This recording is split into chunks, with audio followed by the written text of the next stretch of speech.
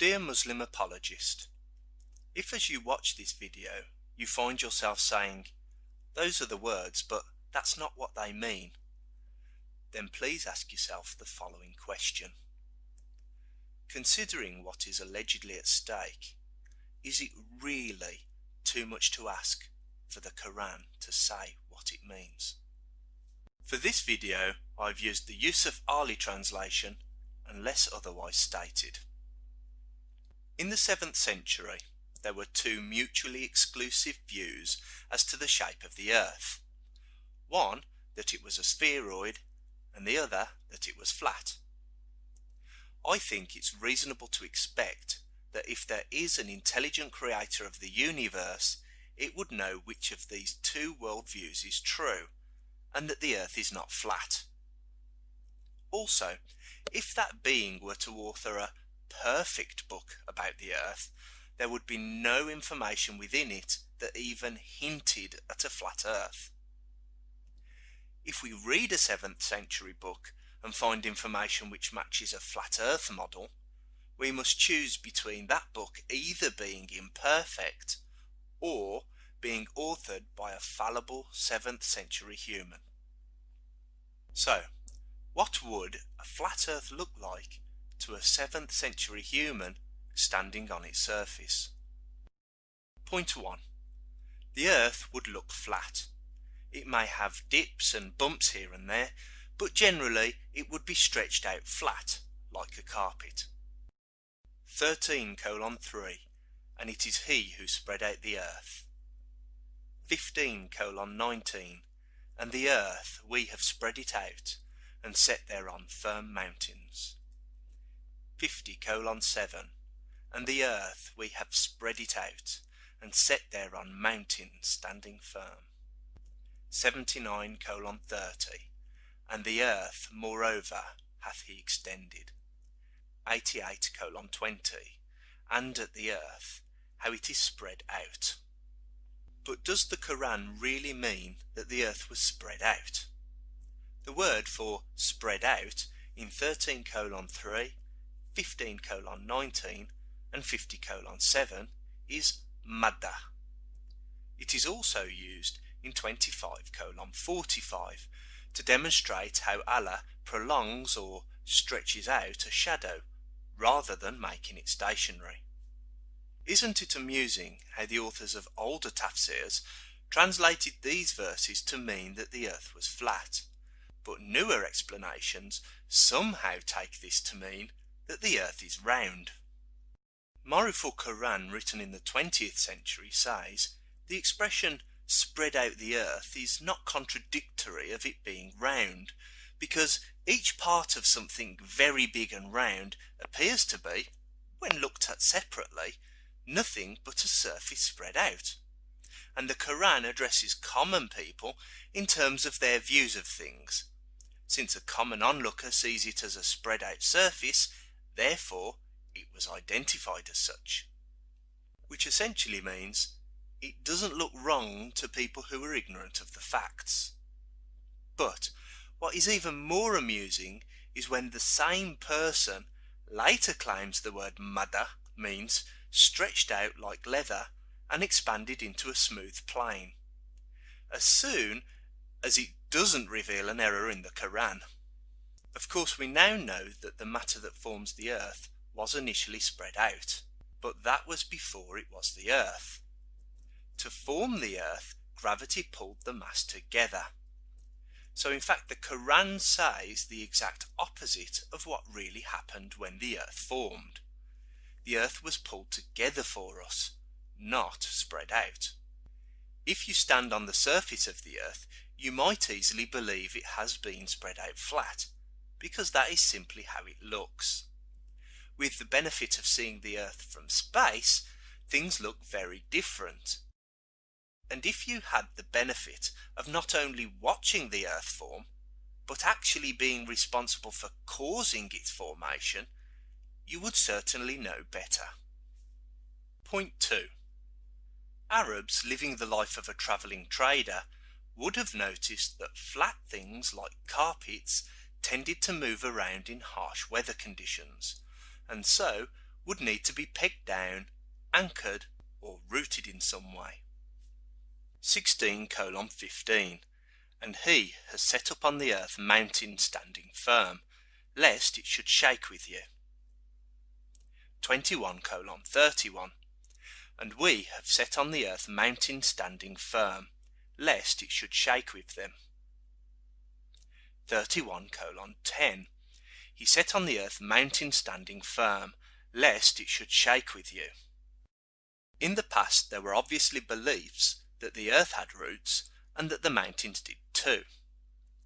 Aristotle says that the old writers who invented theogonies wanted the earth and sea to have foundations and roots of their own. Job 28:9 and also Jonah 2:6 both talk about the roots of mountains. When on a trade route, people would use pegs to hold in place the flat fabrics of their tents in order to stop them from moving all over the place. So, if mountains are there to stop a flat earth from moving around, then it is not unreasonable to assume that the mountains must be playing the part of the pegs. 78:6-7 Have we not made the earth as a wide expanse, and the mountains as pegs?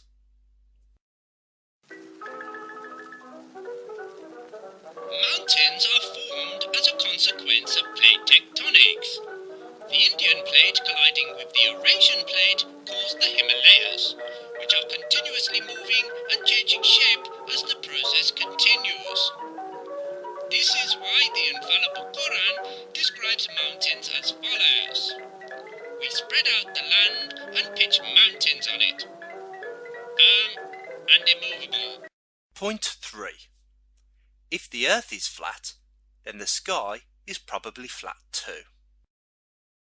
As objects move, we note that objects near to us appear to move quicker than objects further away. This parallax effect gives our brains a perception of depth. As we look at the stars in the night sky, we see that, with the exception of the planets, all of those small bright dots move together as if they are one. This is in fact because they are all so far away that the parallax effect is too tiny to see with the naked eye. The human mind, being used to seeing objects at much smaller distances, interprets this as if these stars are all the same distance away. Does the Quran offer any hints of the heaven being a flat surface? Not only does the Quran say that Allah will roll up the heavens, but even says that they will be rolled up like a scroll rolled up for books. 21:104 The day that we roll up the heavens like a scroll rolled up for books. 39:67 On the day of judgment, the whole of the earth will be but his handful, and the heavens will be rolled up in his right hand. If the Quran explicitly equating the heavens to a flat sheet of paper is not enough for you, then here are some additional examples. The Quran also equates the sky to a canopy or a roof. In these next two verses, the word used for canopy or roof is saqf. This same word is used in 16:26 to describe the roofs of buildings falling down when Allah removed their foundations, and in 43:33 to describe houses with roofs made of silver. The Quran appears to be talking about flat objects suspended above our heads. Point 4. Everything above the ground must have been lifted up. Flat Earth mythology probably came about because combining human common sense with a complete lack of knowledge of the facts leads to incorrect conclusions, such as that flat surfaces such as tables, beds, and obviously the ground itself are required to hold things without them falling off.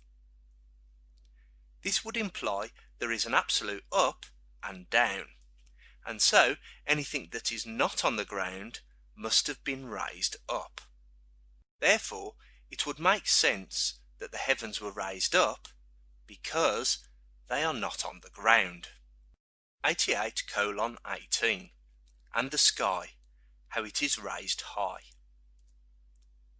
79:27 to 28 the heaven, on high hath he raised its canopy. All of the atoms that make up the Earth's atmosphere were pulled towards the Earth by gravity. Relatively speaking, from the point of view of someone on the surface of the Earth, the sky was pulled down and not raised up high. So even the described from the perspective of the man on the ground argument doesn't work here. If, however, by heaven this verse is referring to the stars, then these were not raised up high either. Most, if not all of the stars we see at night existed long before the Earth did. Therefore, there would have been no Earth to raise them up from. There is simply no way to excuse the phrase raised up when referring to either the Earth's atmosphere or the universe outside of it. If by raised up it is meant made very far away, then why not say he has made it far away? Not only would that have been correct from the perspective of someone on the ground and made sense to a 7th century Arab, but it would also have been factually correct. These verses in the Quran appear to be in reference to the incorrect creation story in Genesis, in which God hovers over the waters, puts a barrier between two waters, and then raises one body of water up and names it the heaven. Things which go up tend to come back down again. So, it is reasonable to think anything that stays up in the air, such as the heaven, is being supported by something. The all-knowing creator of the universe knows the heaven is not held up by anything, neither visible or invisible. This is made absolutely clear when the Quran says, "He created the heavens without any pillars that you can see." Point 5. A flat Earth requires a place for the sun to rise and one for it to set. For the following two verses, I have used the Pickthall translation of the Quran. This isn't because the Pickthall version is translated how I want it to be, but because the Yusuf-Ali translation did not match the other three English translations on QuranExplorer.com. So I ignored the one translation that was different and went with the three that corroborated each other. 18:86 until when he reached the setting place of the sun. 18:90 until when he came to the rising place of the sun. Now you may choose to give the benefit of the doubt here if you wish, but why would a perfect, all-knowing entity write such evidently flawed statements when it could just as easily instead have written that the man walked until the sun set, and that he then walked until the sun rose? Or perhaps it could have written, he walked east until he reached the sea. The same verses that say the man in question walked until he reached the place of the rising sun also says that there he found people who had no protection from the sun. 18:89-90 came to the place of the rising sun. He found it rising on a people for whom we had provided no covering protection against the sun. If Al-Jalalain weren't real Muslims, I'd say they were a duo of comic geniuses. The place where the sun rises is obviously so hot that all the people there have black skin.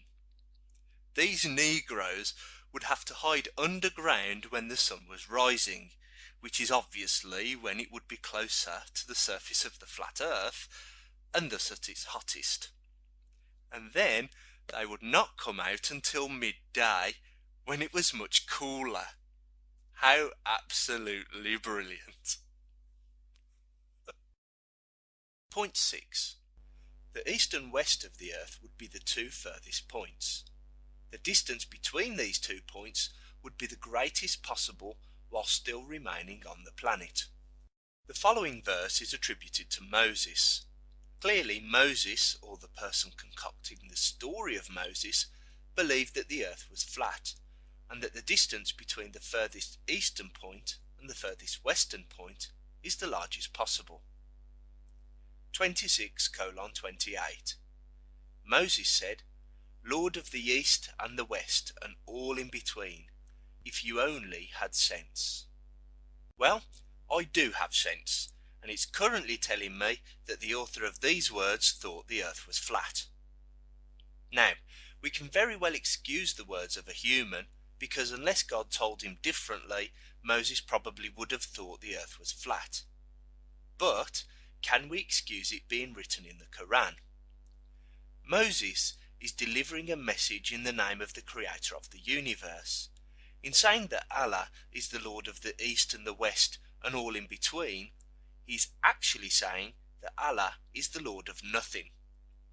This is because there is no distance between the furthest easterly point and the furthest westerly point on Earth.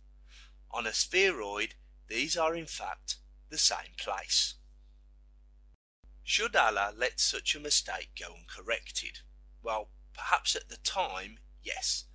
But even then, there is no explanation as to why Allah would bring this error up thousands of years later in his book intended for all people until the end of time, when at some point in the future we would all know that it is wrong. Surely Allah would only include things that made sense and leave out all of the misconceptions instead of propagating them further, or perhaps even mention that Moses was wrong. Why would the creator of the universe include so much seemingly flat earth information in its perfect book? With so much information in the Quran that can easily be interpreted as being flat earth oriented, can we honestly say that the Quran is perfect? Would it not be more perfect if it weren't there at all? 1. Saying the earth has been spread out. 2. Comparing the sky to a flat sheet of paper. 3.